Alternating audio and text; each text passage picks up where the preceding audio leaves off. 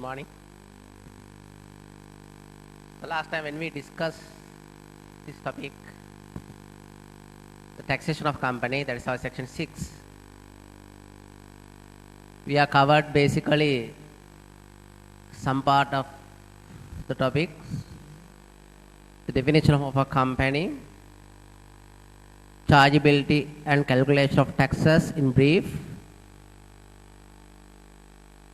and the company is a separate entity from its shareholders, taxation of shareholders, dealing of assets between entities and members.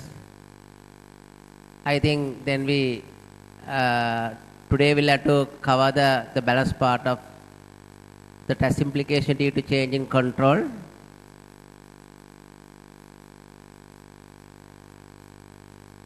The taxation of financial institutions, taxation of other financial transactions, taxation of business of life insurance, and taxation of long-term contracts. So I believe you have to have a TUT, that is section 6, and the Illaravani Act also with you, right? Keep ready your Illaravani Act and the particular tutorial. So just to brief you what we discussed in the previous day, as we mentioned, the definition of company, the section 195 defines a company in a very broad manner. So according to this definition, not only the company is under the Companies Act, even the other entity which are not a company even also deemed to be a company under the Illaravani Act. But we are not going to go in detail now because for your examination, the company is under Companies Act only may be tested. So we'll have to concentrate only on that. Chargeability and computation tax that we had discussed in the previous discussion, just to brief you. As we know, in terms of section 2 of the Act, there's the charging section. Like other person, company also liable to pay income tax on the taxable income and final withholding payment. Accordingly, the total tax liability of the companies will be equivalent to tax on taxable income and tax on final withholding payment. Tax payable on taxable income is computed under section 2, subsection 3, taking into account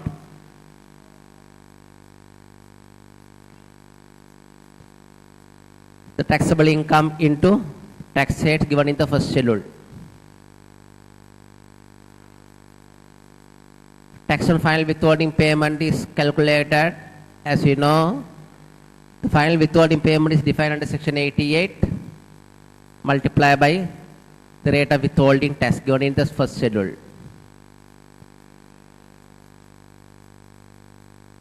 The section 3 provides how to calculate the taxable income. It's basically the aggregate of source of income, namely business, investment and other sources are deducting qualifying payments. And business and investment incomes are governed under section 6 and 7. So section 6 and 7 tells what are the items to be included and what are the items to be excluded in calculation of business income and the investment income. Then we discuss section 10 to section 19, so deduction rule in calculating the income sources. Then we discuss also the other day the applicable tax rates. I am not going to go in detail now. So general tax rate is 28% subject to two special rules. One is the gain from realization of investment asset are taxed at the rate of 10% that we discussed the previous days. So what do you mean by gain from investment asset? And certain companies are taxed at the rate of 14% as per first schedule. So I am not going to go in detail now. I am just quickly glance through this. The case of small and medium enterprise taxable at 14%. Again, The terms small and medium enterprise are defined under the Illa Revenue Act. In the case of a company predominantly conducting business of exporting goods and services, again tax at 14%. In the case of a company predominantly conducting agriculture business, also taxable at 14%. In the case of a company with income from business consisting of betting and gaming, liquor and tobacco, also taxable at 40%.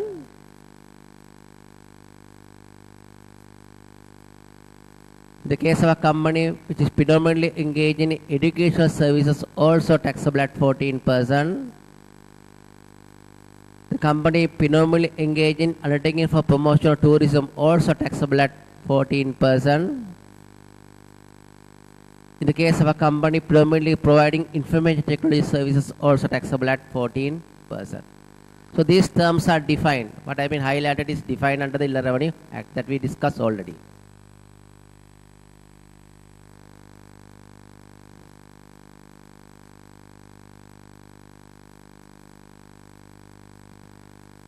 These are the references given the definition, as you know. And also we discussed the question 103, if you can remember. I quickly skip into this.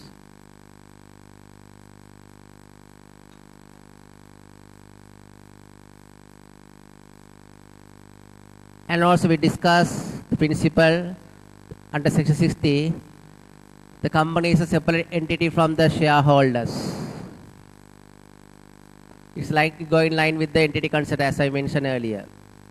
Even for the accounting concept also, to say the company and the shareholders are two different.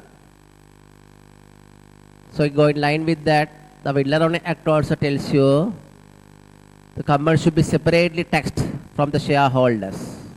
Even though shareholder own the company, but it's two different. The company taxed, company's profit is taxed means it doesn't mean that the shareholders' profit is also taxed. The company should be separately taxed from the shareholders. All the business activity of the company shall be treated as a conducting in the course of a single business. That means when your company is carrying out several businesses, it's considered to be a one single business. The arrangement between a company and the managers or shareholders shall be recognized. That means the company, shareholder, managers, so those status have been recognized.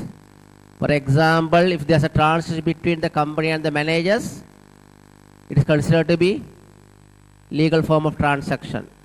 Similarly, if there's a transaction between the company and the shareholder, also to be considered as a legal form of transaction.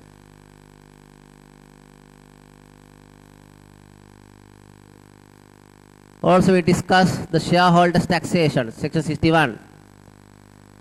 Section 61 subsection 1 to say dividend. The dividend distributed by a company shall be taxed on the company's shareholder. So now the shareholders tax. When a company pays the dividend to the shareholder, there will become an income to the shareholder.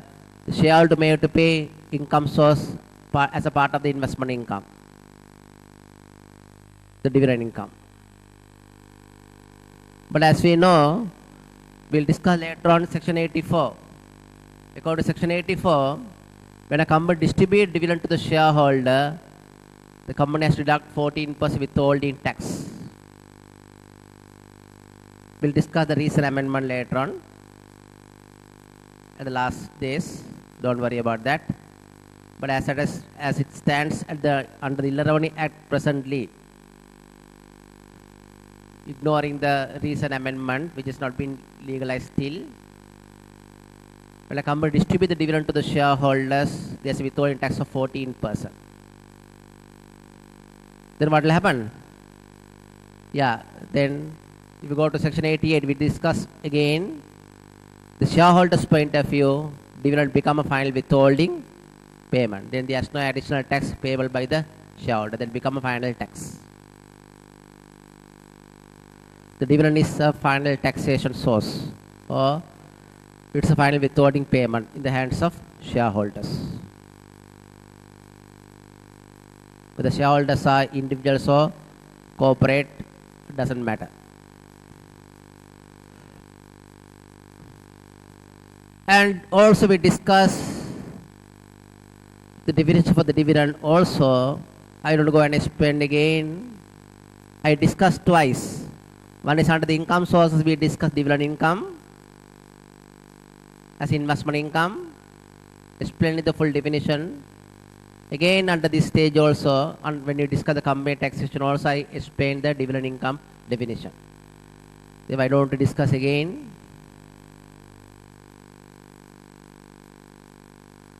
Question also we covered the answers.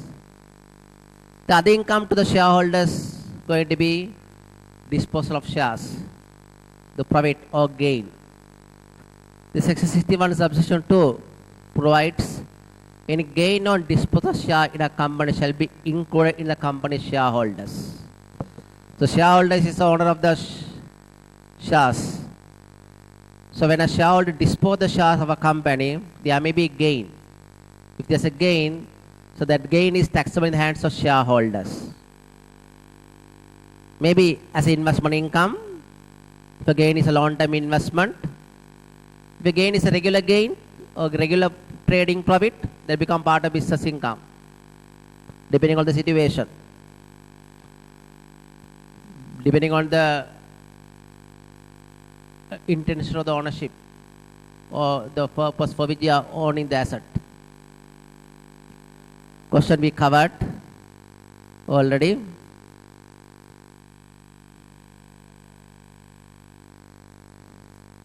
So then thereafter we looked at the tutorial. If you go to the tutorial,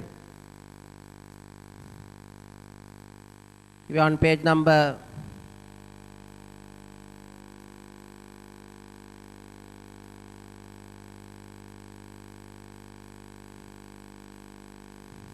8, we discussed the question number 1 in detail. I think it's a very comprehensive question.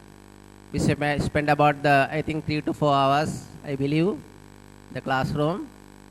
One by one we discussed especially on the business income calculation and the aggregate of the other income and the taxable income and applying the tax rates. So I told you to revise this question so many times. It's a sort of a benchmark in the examination question as well. So therefore please try to do so many times and with the understanding. Where if you have a doubt, please go to the Illa Revenue Act and refer the act. So that's a good approach. Because just going through the act, you don't feel or you don't understand anything sometimes. But when you drive, while we are doing the theory notes or doing the sums, even if you have a doubt, single doubt, you please go to the Illa Revenue Act and refer the provision. So by the time when you read the provision so many times, you will be thorough when you are going to the examination. So I would have told you so many times in your class. I'm again repeating. This was, I think, lastly we discussed, if you can remember. What is this? Where an asset is realized by way of transfer ownership of asset by an entity to a shareholder or vice versa. So when a company transfers value of the asset to the shareholder, so shareholder transfers asset to the companies considered as the transferor is considered to be realizing an income equal to the market value. The transferee acquiring the asset also equal to the same market value. So in other words, basically this is considered to be what? Very arm's length transaction.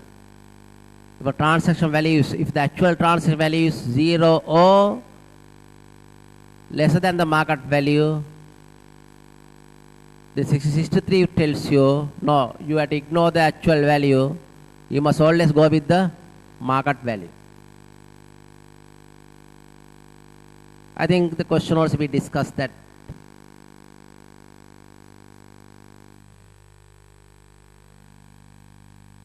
Now we'll have to discuss the balance part.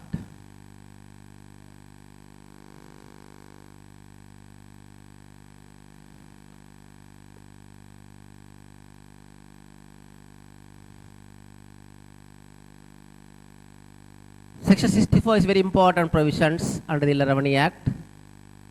The similar concept we had in the previous act also, but slightly different. But the concept was there.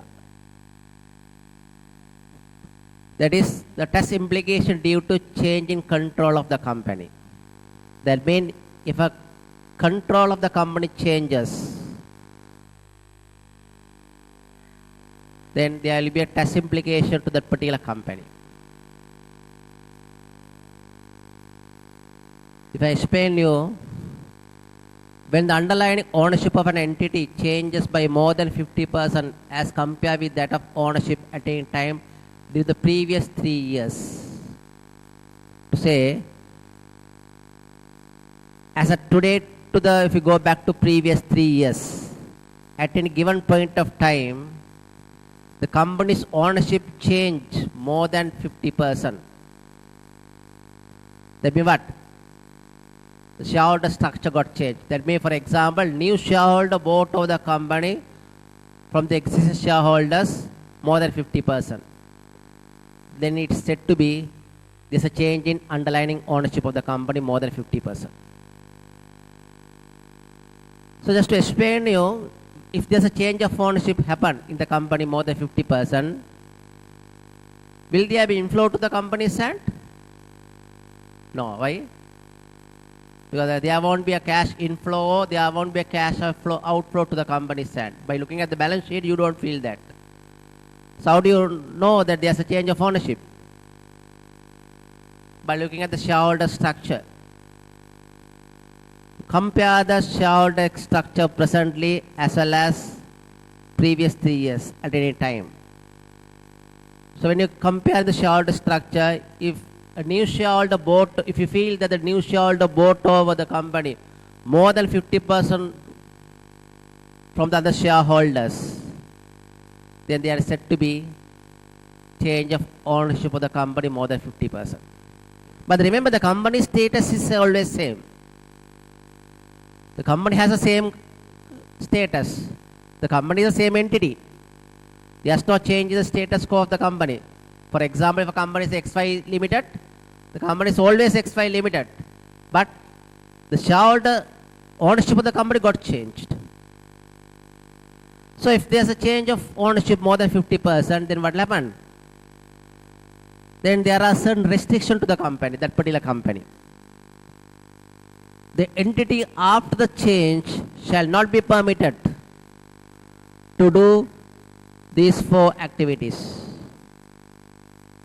or these 4 claims. They can't make these 4 claims. So what are they?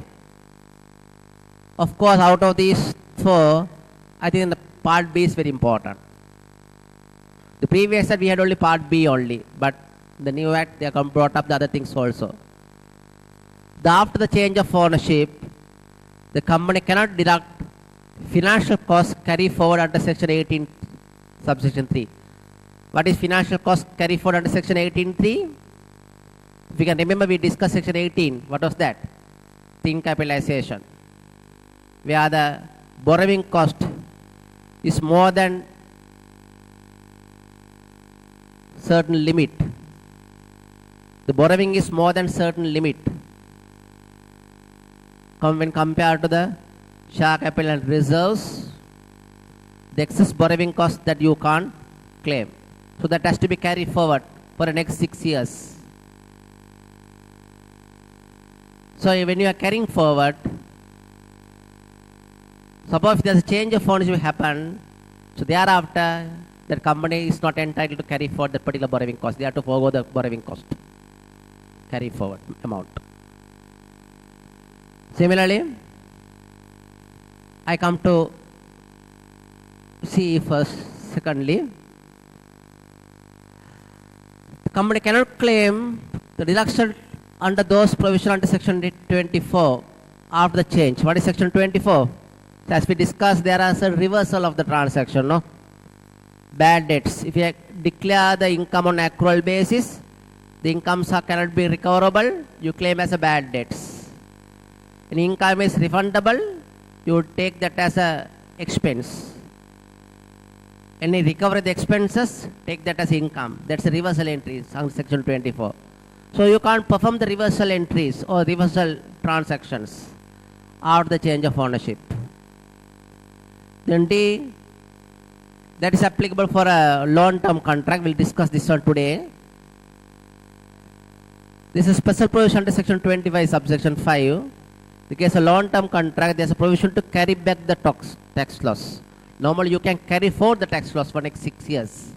But here there's a provision to carry back. Carry back means what? You are taking the losses for the previous years, not the subsequent years. So that also you can't do. So those are the minor restrictions, but the main restriction is B. What is after the change of ownership? Remember, company cannot deduct the losses as given in section 19(1), subsection 1. What is section 19, subsection 1? We can go through the section 19, subsection 1. What does it say? I am reading for you again. Section 19, subsection 1. Can you take section 19, subsection 1, please?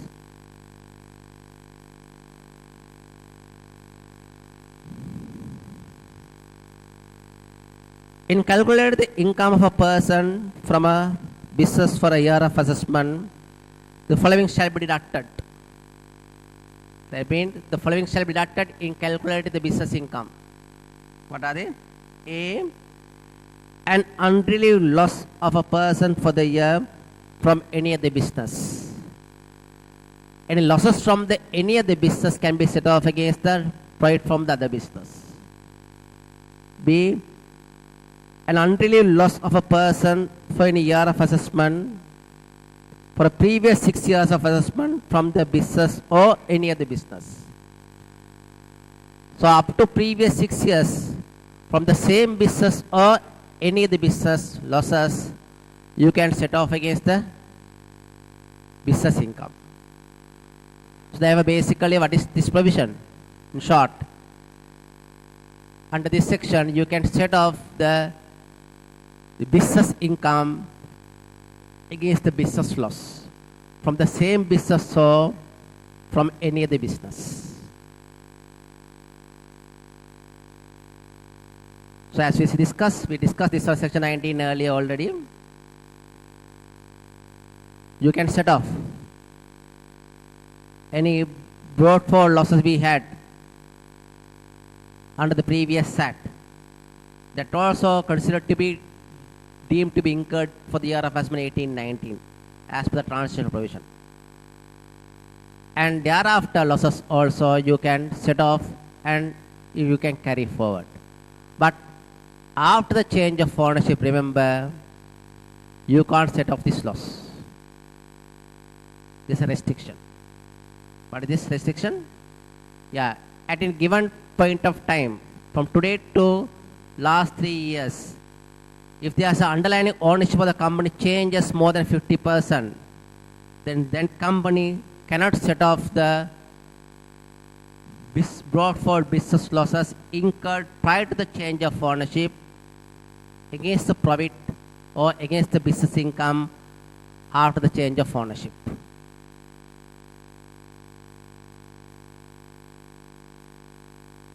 What is the logic behind this particular provision? I can give a simple example for you to easily understand that. What is the logic on this?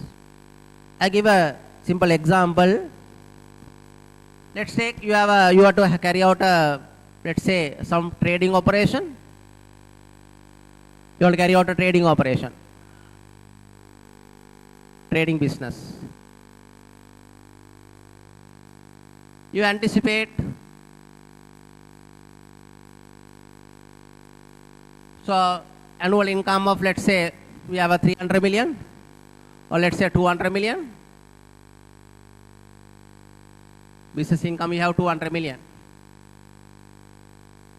annually. So definitely if you, in that case, what will happen?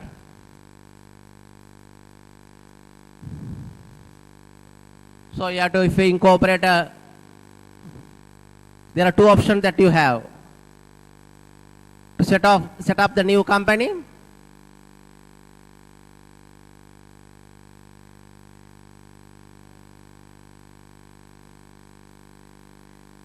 to carry out this business. We set up a new company to carry out the business. What will happen? Sure, your profit will belong into this particular, will be transferred to this particular company, and company may have to pay tax at what rate? 28%. Let's say 200 million. 28% tax. They got to pay about basically annual tax liability of 56 million.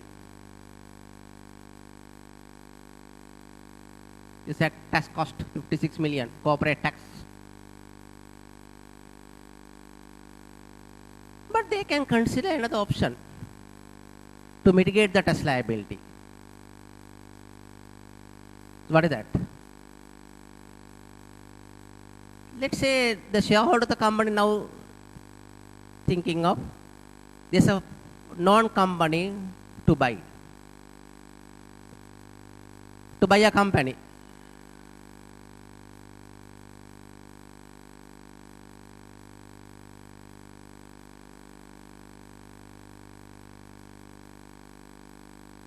So that company has a tax loss.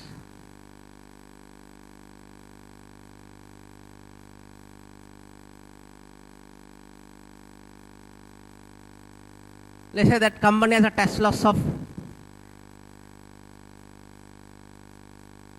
let's say they have a tax loss of, let's say 1,000 million, 1 billion tax loss.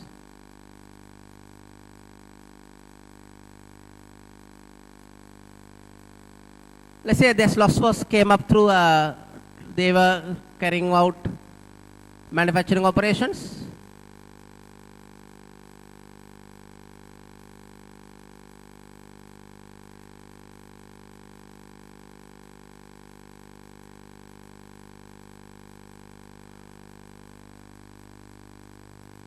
So then they think, why we can't buy this company?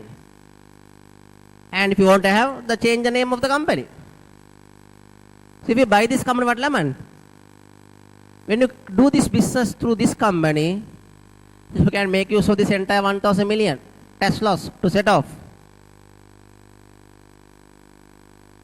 So then what will happen?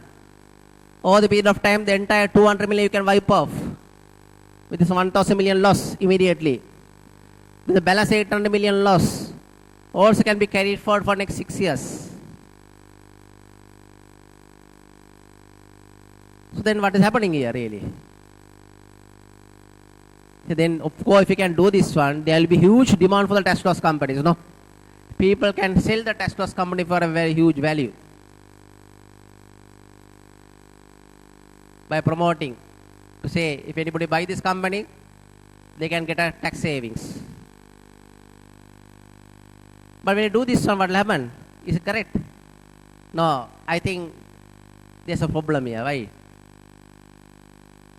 Though the company must be able to claim the losses, but here the new shareholder of this company getting an undue tax benefit based on the losses incurred by the previous shareholders. There's something wrong. So the undue tax benefit. So the idea is to buy this company is what?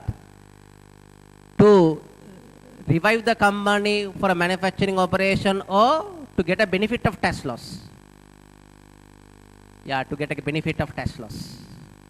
So in order to prevent that situation only, there's a provision like this. Now you can't do. Okay?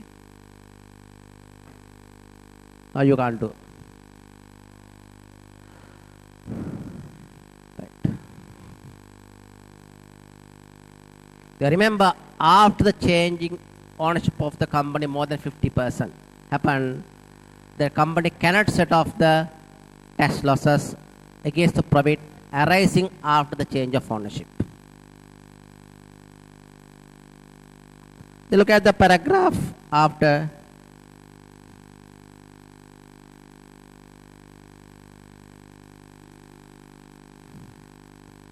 Paragraph after D.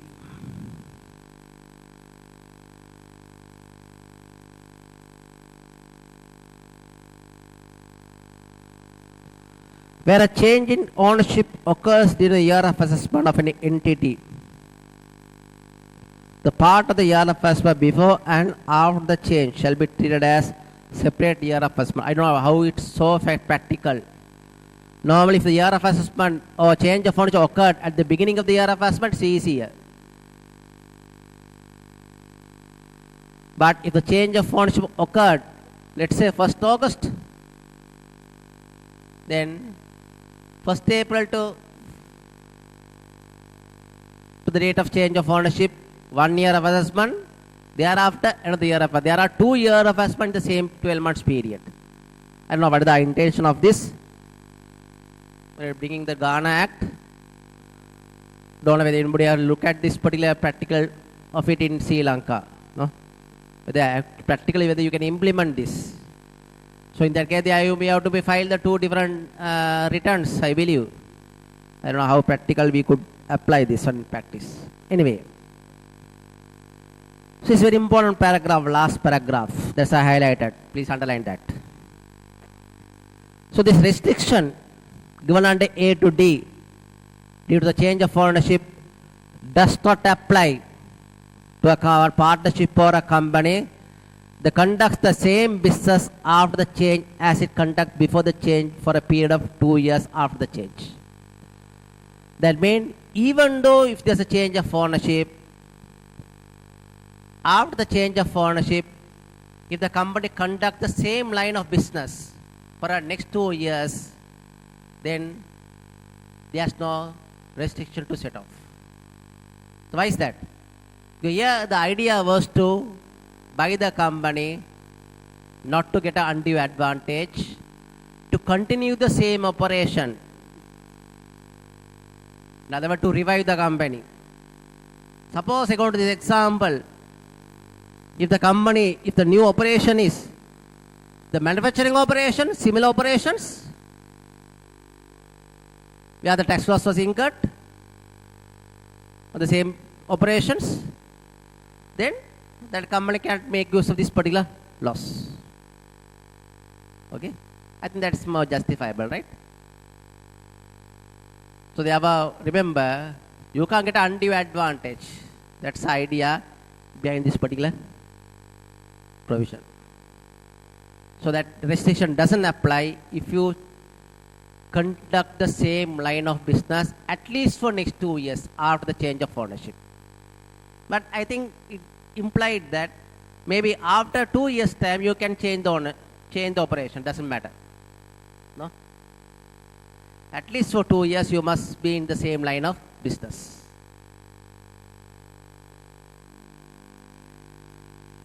Shall look at the question under 8.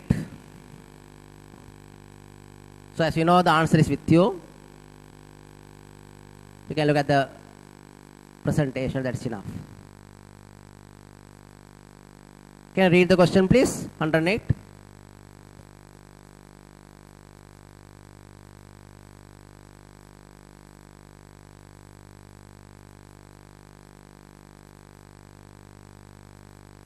Read the question 108 please.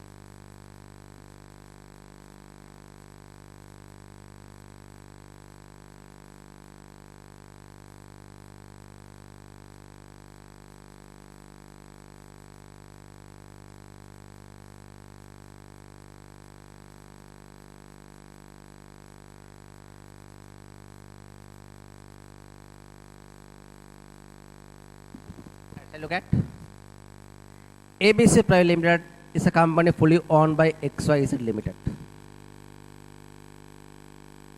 The XYZ PLC own 100% of ABC Private Limited. The main activity of ABC Private Limited is engaged in printing business. As per the test computation for the year of assessment 1819, ABC Private Limited has incurred a test loss of 10 million to be carried forward to the year of assessment 1920. So there's a carried forward test loss from the manufacturing operation of printing of 10 million rupees. XYZ PLC has sold 60% shares of ABC Private Limited to PQR PLC on 1st April 2019. I think the change of ownership occurred more than 50% from 1st April 2019 at the beginning of the year of assessment 1920. More than 50%, right? So then the section 64 is applicable. ABC Private Limited has earned business income of 20 million during the year of assessment 1920 before deducting the losses brought forward. So this 20 million profit was earned after the change of ownership. The question is now, determine whether the ABC Private Limited is entitled to deduct the brought forward tax loss of 10 million in calculating income from business for the year of assessment 1920 under the following circumstances.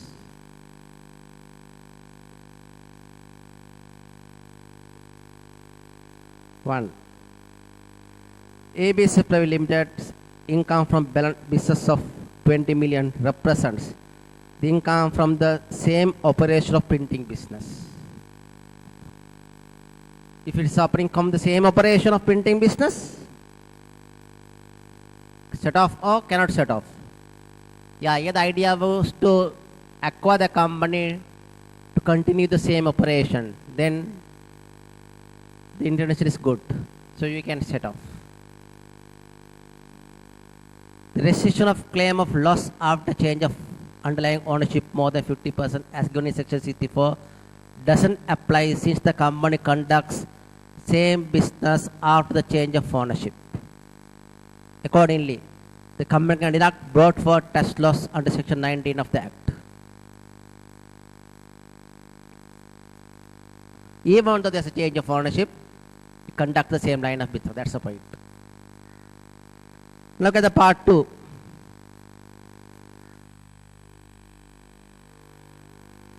ABC Private Limited has changed its business operation from 1st April 2019 and income from business of 20 million represents the income from the trading operations.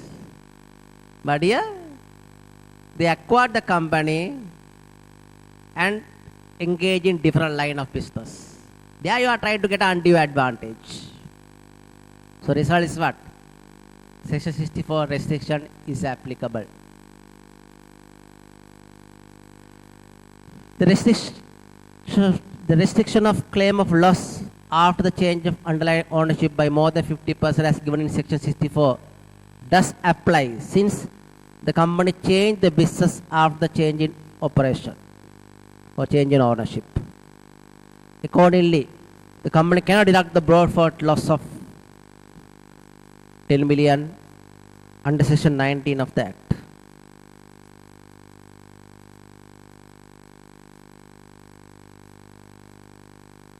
Look at the paragraph 3, part 3. PQR PLC has acquired only 35% shares of ABC Private Limited and the balance 65% will remain in the hands of XYZ PLC. Yeah, there's acquisition, but less than 50%, only 35%.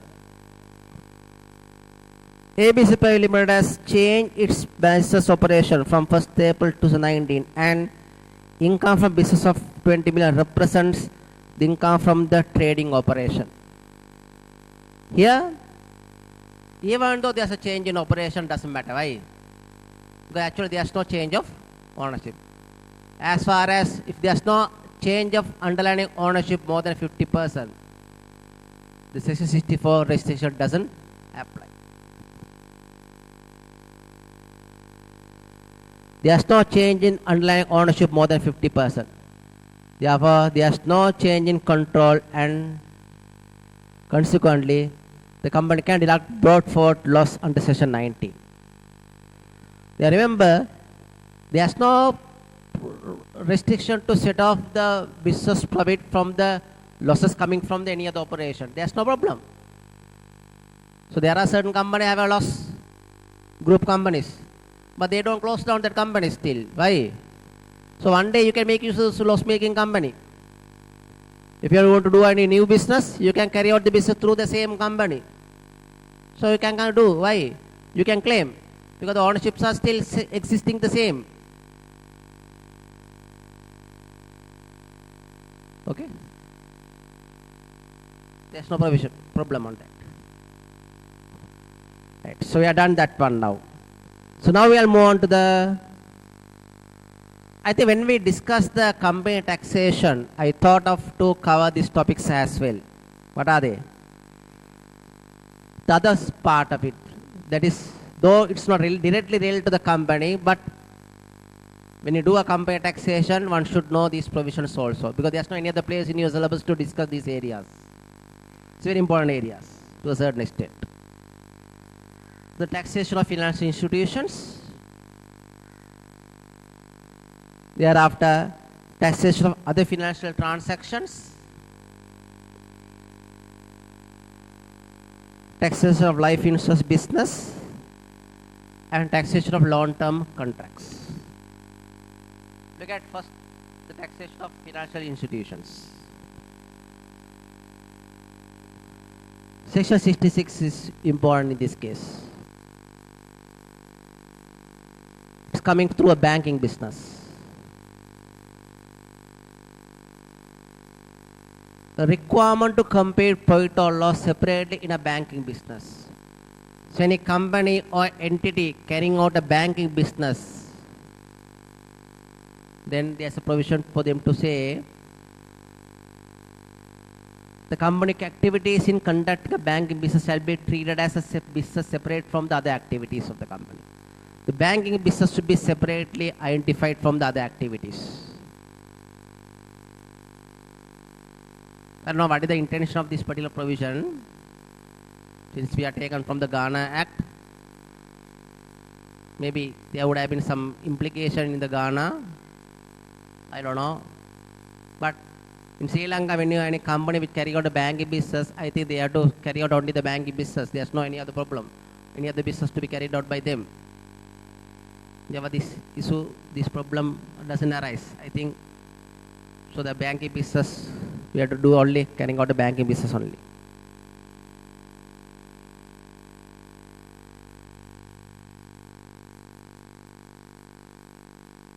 The person income or loss from the business, such business of banking, shall be calculated separately. So here, of course, there's no problem. When you're carrying out the company entirely on the banking business, the profit or loss to be separately calculated.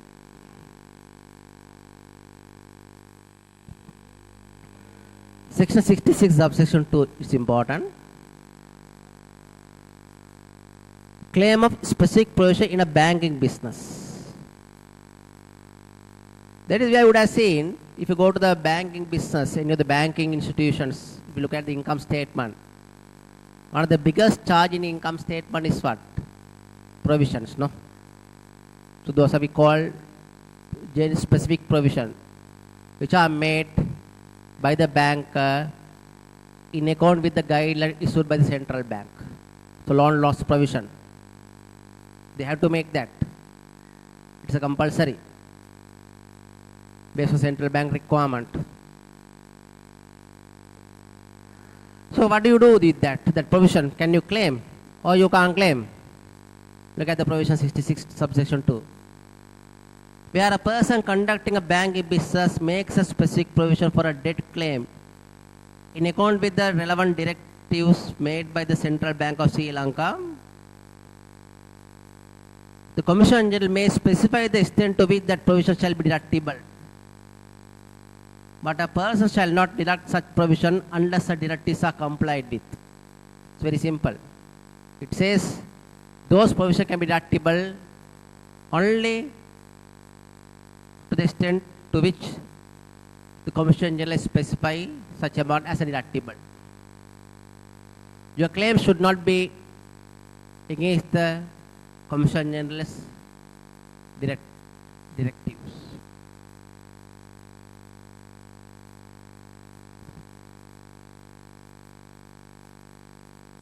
If you go back to our Gazette notification enclosed here within my tute, this Commission General issued a Gazette notification number 2064/57 dated April 1st, 2018, giving the direction under this particular section.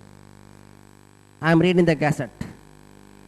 That was before section 7 in the same tute, at the end of section 6. I get the tute, the Gazette. Yes. So you can read the Gazette. So the Gazette was issued in terms of section 66 subsection 2. Schedule provides what are the items can be deductible. Though the directive says, the provision says, Commission General may specify the extent to which the provision shall be deductible. But the Gazette says, what are the provisions you can't claim it. The restricted provision only given, so anything not covered under restricted provision may be deductible. 1. No provision made in respect of a potential risk of a client credit facilities to in account with the relative directive made by the central bank. Potential risk of credit facilities you can claim. No provision made in respect of pawning debtors in the business of pawn brokers carried out by your financial institutions in an account with the directive issued by the central bank. So pawning debtors provision you can't claim. Maybe that pawning debtors finally you can recover by realizing the asset. That could have been the reason. No provision made in respect of debt claim given to an associate person. Your group companies, for example, any loan given, if you can't recover, if you made a provision on that, you can't claim that provision. The provision made in respect of a debt claim given to a person outside Sri Lanka. If you're given a foreign loans, given to a loan to a foreigner, if you can't recover that money, that provision against that particular loan given, again you can't set off. Except this provision, other provision would be deductible in line with the directive issued by the Commission General, Central Bank. It is amount specified by the Commission General.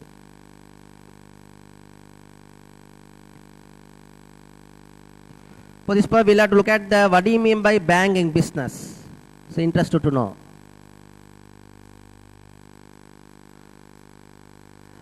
Banking business means the banking of a financial institutions. So then definitely you should know what do you mean by financial institutions.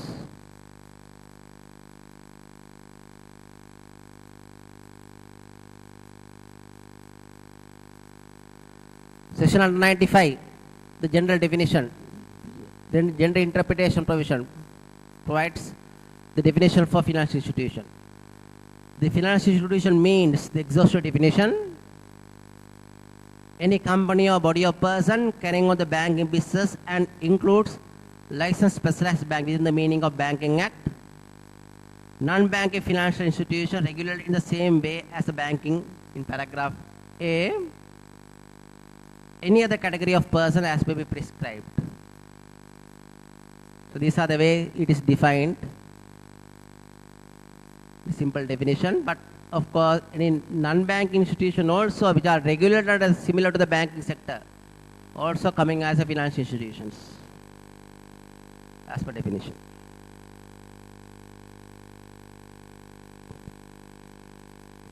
Look at the question 109.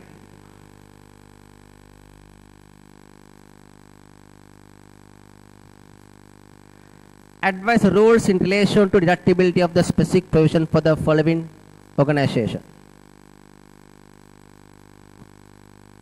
Specific provision whether you can claim. Financial institution engage in banking business. Of course, this law will apply section 66(2). Specific provision deductible in terms of section 66 subsection 2 provided the claim is in accordance with the relevant directive made by the central bank and amount specified by the Commission General. That we know. Provision you can claim only by banking institutions or financial institution carrying out the banking business only. The section 66 subsection 2 is not applicable for the other businesses, remember. Only for the company engage in company which is a financial institution engage in banking business only.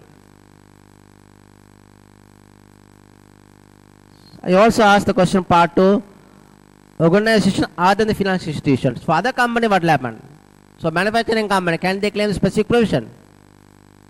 Does the section 66 subsection 2 apply? No, it doesn't apply. So have we got any other provision to claim? I think we discussed already. Section 10, if you go in detail, all the provision you can't claim. Section 10(1)(b)(8). Can you go to the inner only provision? 10(1)(b)(8), please.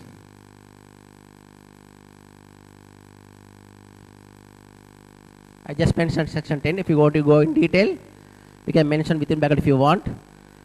10(1)(b) Roman 8.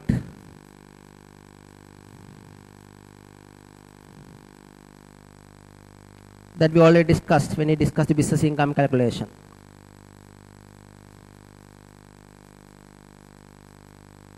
That it is disallowable item. An amount that a person has transferred in his financial accounts to a reserve or provision for expenditure or losses not yet incurred but expected to be incurred in a future year of assessment. Second of the section, all the provisions are not allowable.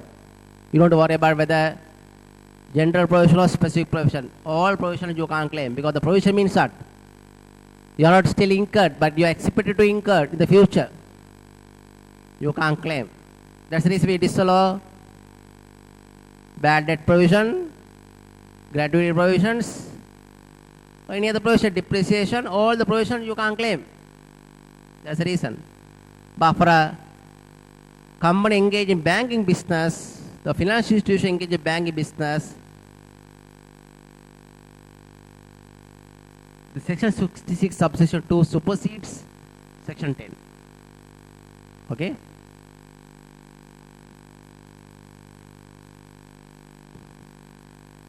I also thought of to cover, it's my own thinking this, claim of bad debts. Not a provision, bad debts claim. What is the bad debts claim? Write-off. Can the financial institution claim the write-off? The person may, at the time of disclaimer or write-off, deduct the amount disclaimer or written off in calculating the person's income. No? So they must be able to claim write-off.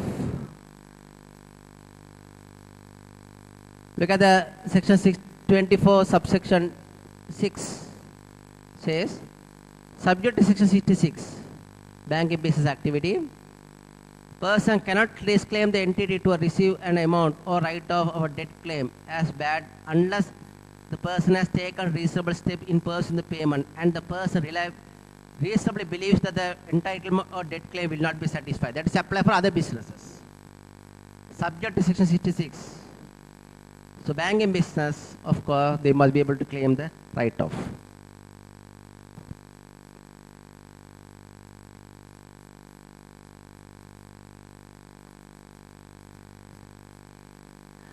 These are taken from the different places relevant to the financial institutions, either directly or indirectly. Other thing is section 26, foreign currency and financial instruments. Look at this 26 one.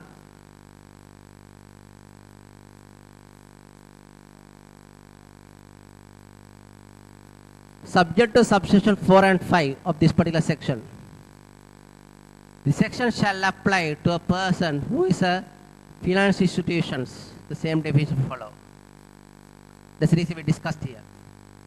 We are under the provisions in division 2 or 4 of the chapter 2. That is a income source calculation.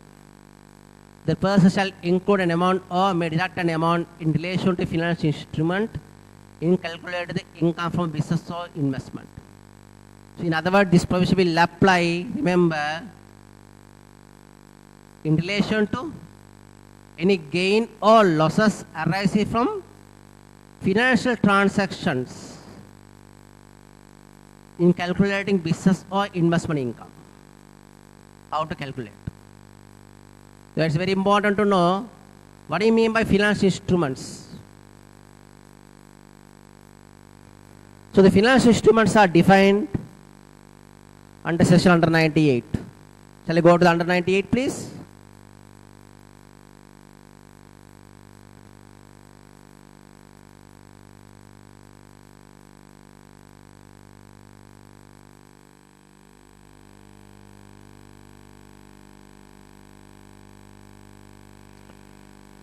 Page number 193.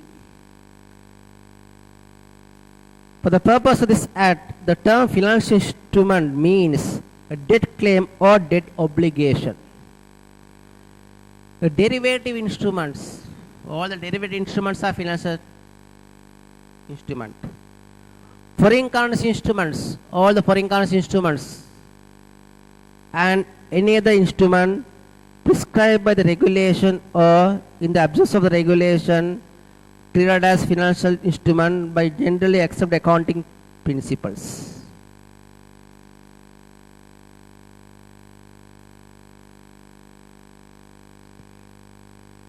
So that's the way the financial instrument is defined.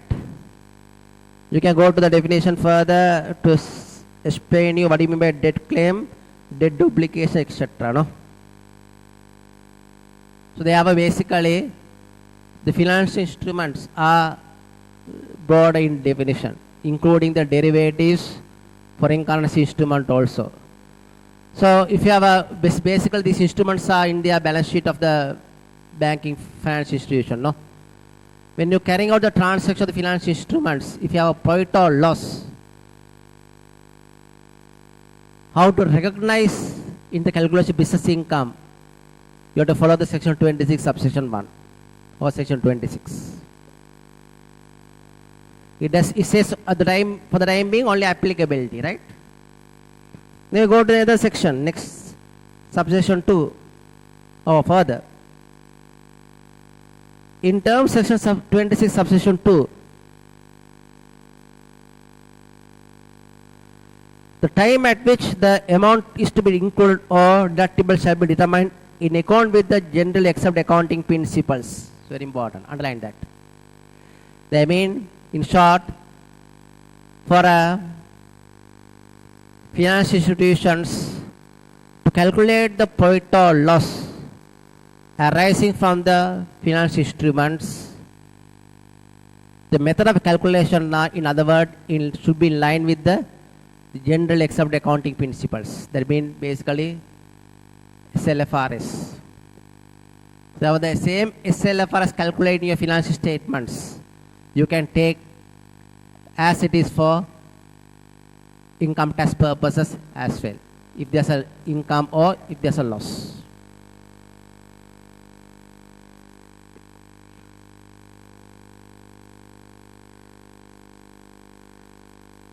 Those principles also determine to whom the amount shall be allocated, its quantum and the character.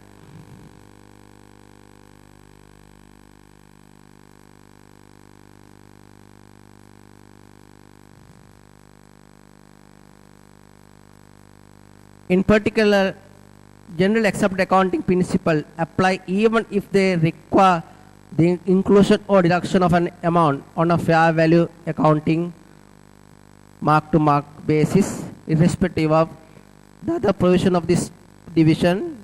That means it disregard the other provision of this division, whether or not the amount have been derived, incurred or realized. Whether realized or unrealized doesn't matter. Go with the SLFRS. Whether or not the amount of a capital or revenue in nature doesn't matter. Generally, as you know, the capital receipt can be taxed. But here, whether capital transfer or revenue transaction, you must bring into the normal income source. Whether realized or not, you must take into the account. So go in line with the accounting standards. Regardless of whether realized or unrealized, regardless of whether capital or revenue, doesn't matter. It's very they are. But remember, this doesn't apply for other institution other than the financial institution, right? So this section 26 is applicable only for financial institutions only. Keep in mind that.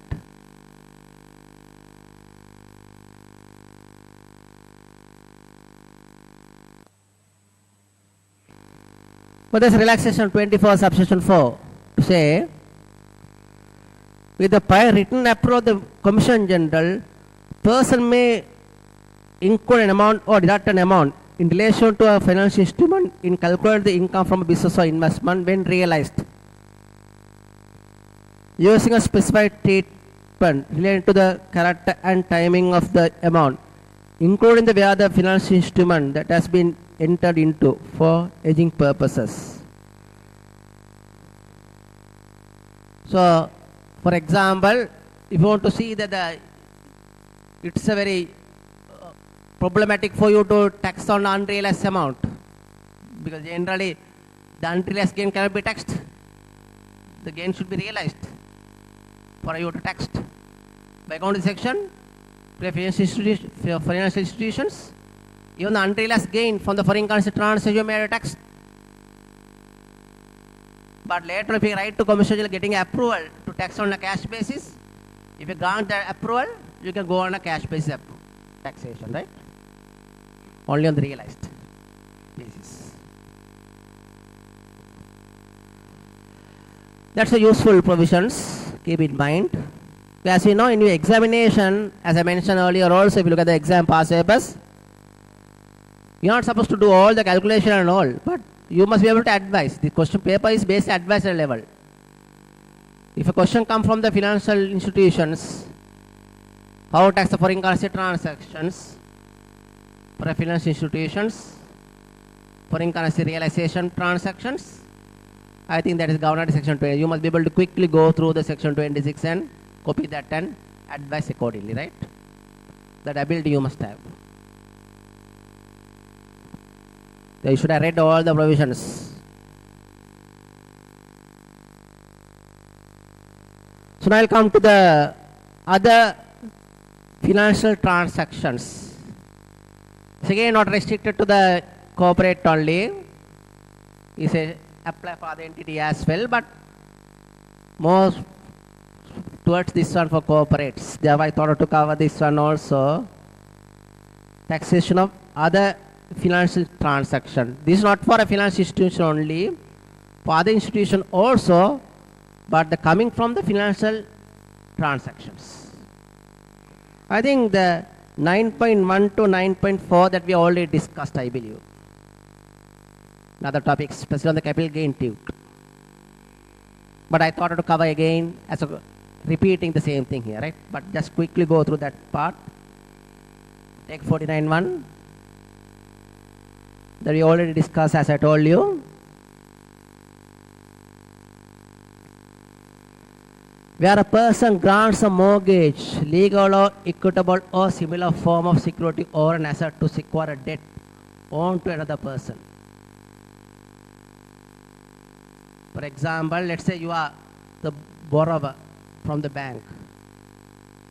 You want to borrow money from the bank.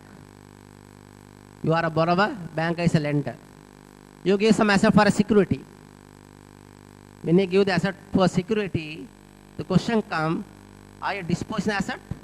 Who becomes the owner of the asset? Though you kept as a security, remember, ownership is still lies with you, not to with the bank. That's what this says. The first person shall not be treated. First person is you. The first person shall not be treated as realized an asset or any other part of it, but shall be treated as still owning the asset, but having incurred a liability being secured debt. You are a borrower, still continue to be owning the asset, but you are acquiring the debt.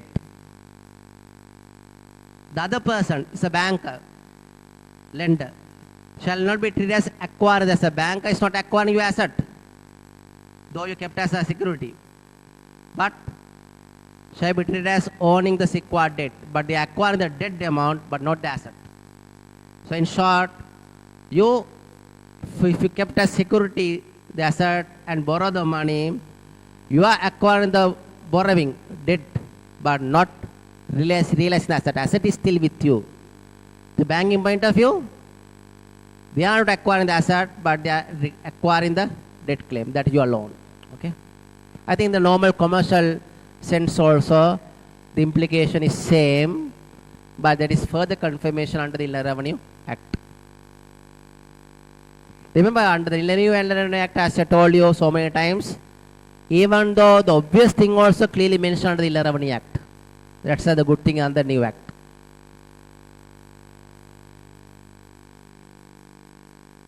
This also we discussed earlier, either twice we discussed. I could remember one thing is under the topic, the business income calculation, claim of capital allowances. Secondly, in the come to capital gift also. What are these? Very simple. When an asset is leased under the finance lease, the lessor shall be treated as transferring the ownership of the asset to the lessee. So generally, under finance leasing, what happened? Finance leasing is again something like a mode of hiring the asset. The leasing company will continue to be owner of the asset, not the lessee. But after the payment of the lease terms, all the rate rentals are paid off. At the end of the lease terms, under the bargain purchase option, lessor may be transferred the asset to the lessee at a nominal value or zero value. That stage only the ownership transfer. But there's a reason under the previous act, the lessor claiming the capital allowance of the leased portfolio asset, not the lessee. Even though lessee capitalize the asset under the accounting standard. You capitalize asset under the accounting standard on the basis of substance or form. But legally, you are not owner. So therefore, you are not entitled to claim capital allowances under the previous act. But this is something unusual or something radical changes under the new act. It says, though physically there is no change of ownership, here you treat there's a transfer of ownership of the asset to the lessee by the lessor. So in that case, what lemon? Under the new act, after 1st April 2018, the lessee is entitled to claim capital allowance on the lease assets. It's like go in line with accounting also. Accounting also, you capitalize the asset, you claim account depreciation.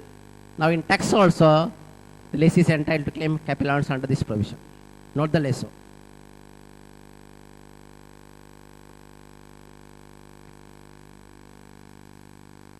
Then we are transferring at what value you transfer? Where a person transfers an asset under an installment sale or under a finance leasing. At what value you transfer? Yeah, normally you capitalize at what value? At the market, at cash price, no? So here says, the person shall be treated as deriving an amount in respect of equal to market value. That is the lessor's point of view, selling at a market value. The person who acquires the asset shall be treated as at the same value. That is a market value. So you capitalize the cash price, that is almost equal to the market value.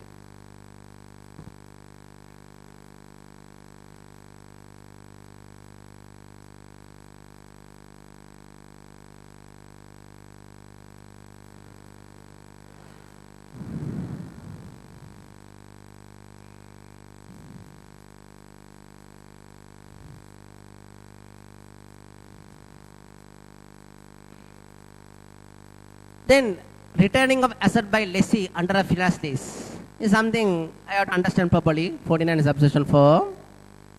Where lessee under a finance leasing return the asset to the lessor before the ownership of the passes to the lessee. What is this ownership? This is actual ownership transfer. Don't get confused. Now you may wonder why at the initial you are transfer ownership. How can you again you are saying that your ownership transfer before the ownership? No. This is actual ownership transfer at the end of the period.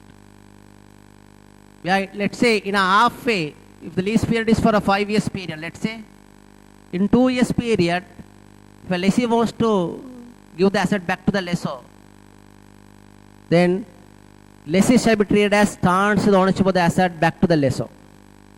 Real ownership transfer. Okay. That is what is intended ownership here. So what is the first? There are two places where the ownership passes they are dealing with. The first line they are telling the before the ownership transfer means actual ownership transfer at the end of the lease terms. Again we are telling the last paragraph. The lessee shall be treating as transfer ownership of the asset back to the lessor, because since it was already transferred under 49(2), back to the lessor you are transfer ownership. So all these four we discussed already. Now we will discuss something. Section 31.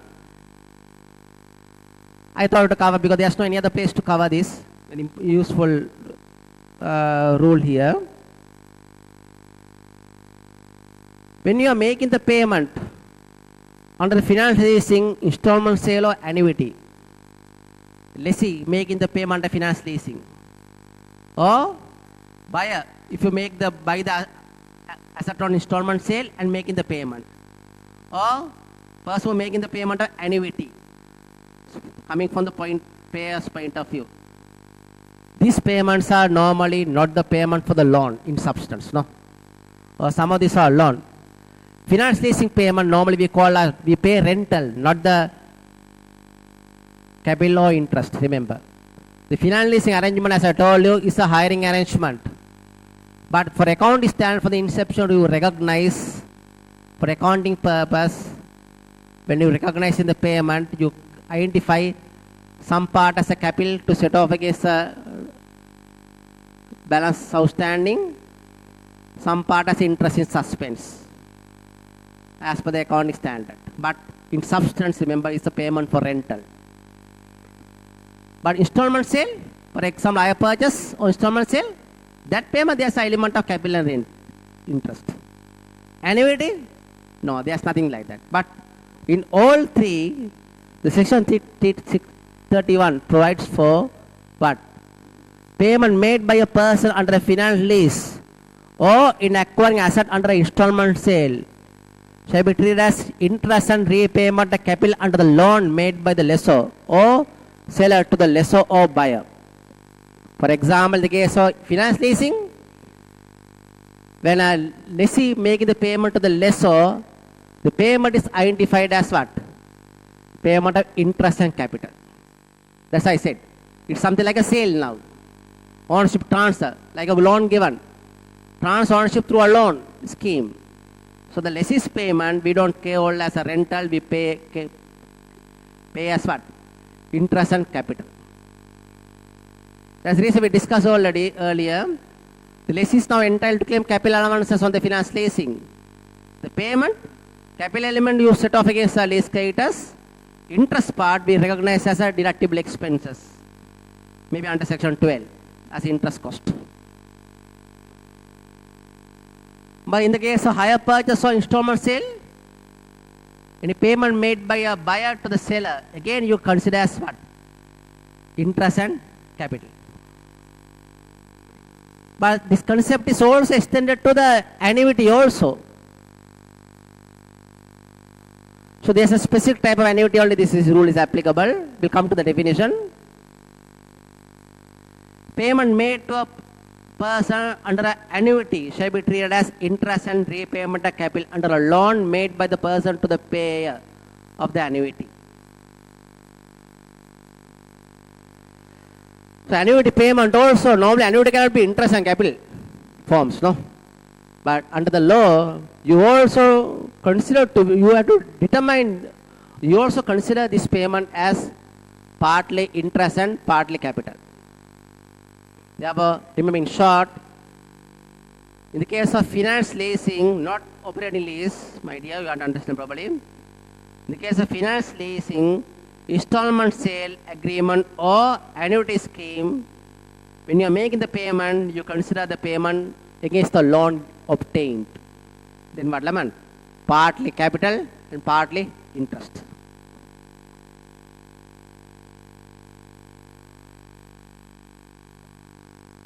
How do you calculate this? Then interest?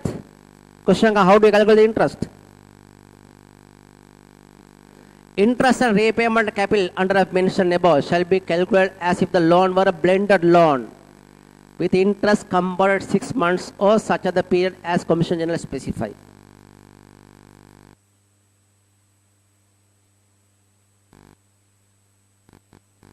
We calculate the interest on the basis the loan is a blended loan. Interest compounded every 6 months on a compounded basis. Or such other period Commissioner may specify.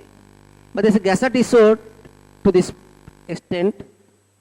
As per the Gazette notification number 2064/56 dated 1st April 2018, I don't enclose the Gazette, it's a small thing. The Commission General consider any other period which is considered by the General accepted accounting principles. That means what? You want to go with the accounting standard. Otherwise, what will happen? If you're not going with the accounting standard, there will be a complication, no? You prepare the account for accounting standard, interest and capital in one form. For tax purpose, you have to separately calculate the interest and capital. That's a cumbersome thing. So, in order to avoid that particular problem, the Commission General also issued a gazette to go in line with the calculation of interest on the based of the accounting standards. Okay. So the terms you have to understand. What are these terms? Finance lease, installment sale, annuity, blended loan. The definitions are given. For this purpose, annuity doesn't include. But we said, what do you mean by annuity? No. We have discovered already under the income source, annuity source, where you have to refer the Rajaratnam versus Commission of Income Tax, Sri Lankan tax case. We discussed already. As you know, for there to be annuity, what are the 5 conditions should be satisfied? The payment should be equal amount for every year. You can pay monthly or quarterly, it doesn't matter, but payment from 1 year to the other year should be equal amount. Payment should not be a capital receipt to the recipient. Payment should be a pure income to the recipient. Payment must be made under legal obligation, not voluntary payment. There must be recurrent or capable of recurrent. There must be continuity for the payment. If all these 5 criteria prevail, then the payment scheme we called annuity in general. But for this purpose, this section, to identify the capital and interest element, not all the annuity excluding the following annuities. What are they? Amount payable under an order of payment of aluminium maintenance. Case of divorce. To a spouse under a duly executed deed of separations. In the case of divorce case or deed of separation, payment made by a court order, then you can't consider capital loan and capital and interest. No, this is something else. Therefore, they want to leave it out those annuity scheme only. For balance annuity payment, you have to consider the payment is something like interest and capital. Okay, something like a loan obtained against the payment. The blended loan. What do you mean blended loan? You have to calculate this interest and capital on the basis the loan is a blended loan. The blended loan means a loan under which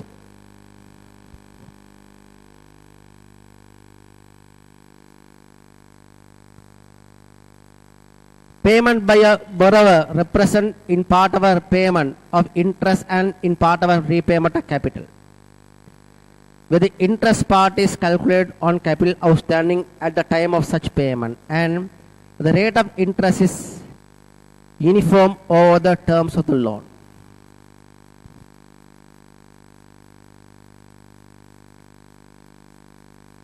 Finance lease. What do you mean by finance lease? I think accounting standards, there's a definition of the finance leasing. The definition is also almost in substance the same. Finance lease means a lease where the lessee lease agreement provide for the transfer of ownership of the following the end of the lease term, or the lessee has an option to acquire the asset after expiry of the lease term for a fixed or presupposed price. B. The lease term exceeds 75% of the useful life of the asset. Or the useful life, 75% of the useful life it is lease term. The major part of useful life term is lifetime is leased out. The estimated market value of the asset after expiry of the lease term is less than 20% of its market value of the start of the lease. In the case of a lease that commences before the last 25% of the useful life of the asset, the present value of the minimum lease payment equal or exceed 90% of the market value of the asset at the start of the lease term, or the asset is customer made for the lease, and after expiry of the lease term, the asset will not be of practical use to any person other than the lessee. So it's almost, if you go to a definition, in substance, the lessee has acquired the asset, owned the asset, even though technically the ownership transfers at the end of the period. No? Installment sale excludes a sale that provide for commercial periodical interest payable on sale proceeds outstanding. It's something like installment sale, Islamic hire purchase, or any other installment sale facilities. But that excludes sale that provide for commercial period interest payable on sale proceeds outstanding. That means you have to term, when you're selling, you must sell on the installment sale agreement. After normal selling, if for outstanding amount, if you ask for the interest payment, if you recover the outstanding based on the interest installments, then that is not installment sale agreement, right? That is, you are giving a credit facility for outstanding amount. That is a different thing. The lease terms also defined. That is applicable for a finance leasing. Finally, Islamic financial transactions.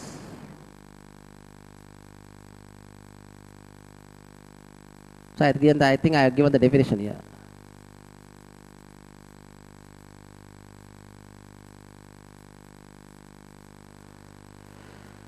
The income arising from the Islamic financial transaction shall be subject to tax in a similar manner as equal in substance to non-Islamic financial transaction. So what is this? Because the Islamic financial transaction, sometimes the language what they are using is not in same as the loan and interest, no? But here we have to take it up. In substance, it's a loan and interest. If it is a loan and interest, go with the same line.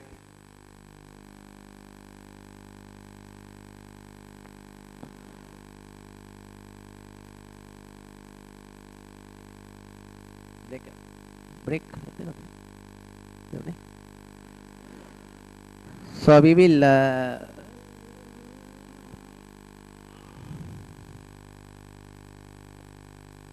have a break, maybe for